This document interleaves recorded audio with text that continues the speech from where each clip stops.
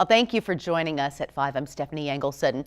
34 cases of Legionnaire's disease have now been reported in Marshall County. Local 5's J.D. Snover went to Marshalltown to see how the community is feeling.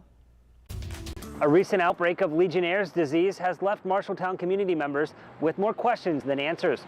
One woman I talked to says when her mother fell ill, the disease wasn't on her radar at all.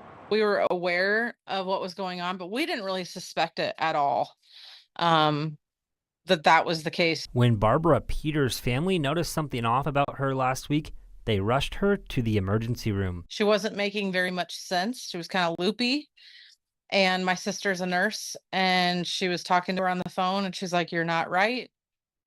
There's something wrong." The rural Marshall County resident was diagnosed with Legionnaire's disease, a severe type of pneumonia spread through bacteria in water.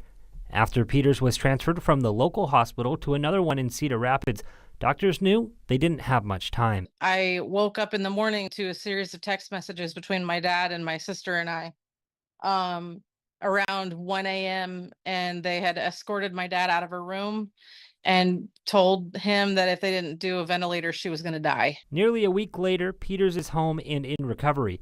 But Stevenson says the response from local officials like the county health department has caused a stir. There's just a lot of angst, I feel like, in the community of why aren't you telling us more? Why don't we know anything? Local 5 did reach out to the Marshall County Health Department for a response to these comments, but has not heard back. Others in town who haven't been as closely affected by the outbreak say they aren't as worried, but are still keeping an eye on it. It's just, it's one of those things that happens. You can't really blame anybody, but. Although the bacteria could be spread through water, Marshalltown Waterworks does confirm to Local 5 that they haven't seen any irregularities in their water as of now. In Marshalltown, I'm J.D. Snover, Local 5 News.